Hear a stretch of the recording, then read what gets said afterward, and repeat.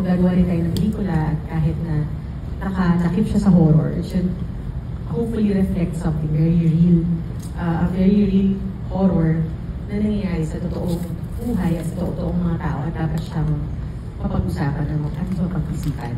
So yun yung, I think yun yung one of the first sentiments that went into creating that concept. Until we, of course, developed it with Enrico, na nagkaroon siya ng rich background of the characters, kagaya ng kinagata ni Enrico kanina.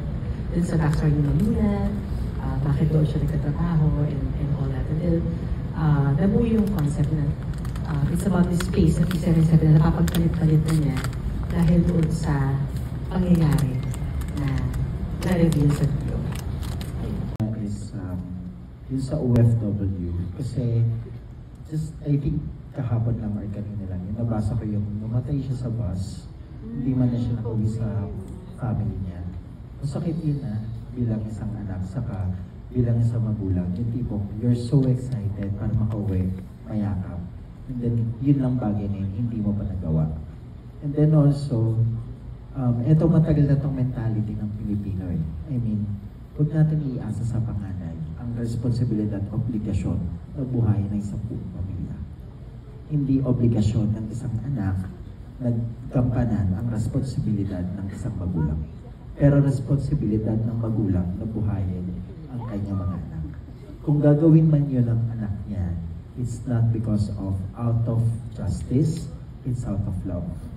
We try our best na ilagay lahat ng aming pagnanasang magbigay aral para hindi naman sayang ang panunod natin, magagawa naman natin sa Netflix o sa TV. Pero pag panunod natin yung siren, sana lumabas po tayong busog. So pinilit po namin lahat na busugin nga kayo. Yung problema ng mga panganay, problema ng OFW, problema ng PTSD, problema ng nawawalang ina, paglakwatsyera, mga magulang natin at mas tayo pa ang nag-aalaga sa kanila. Sa akin po, ako na nga po sumulat ng script, pero naiyak po ako, sabi ko kay Barbie, naiyak ako. Doon sa last line niya, yung huli-huli na nung pinatatawad niya si Rosanna, sinabi niya, wala pong may kasalanan, lahat lang naman po tayo ay nangarap lang ng mabuting buhay. And to me, that was very painful. Doon ako naiyak kasi, di ba po lahat naman tayo Pilipino? At kahit sa Pilipino po, kahit sino, kahit gaano katanda, mula apare hanggang tawi-tawi, tanungin mo kung anong pangarap niya, mabuting buhay lang para sa pamilya niya.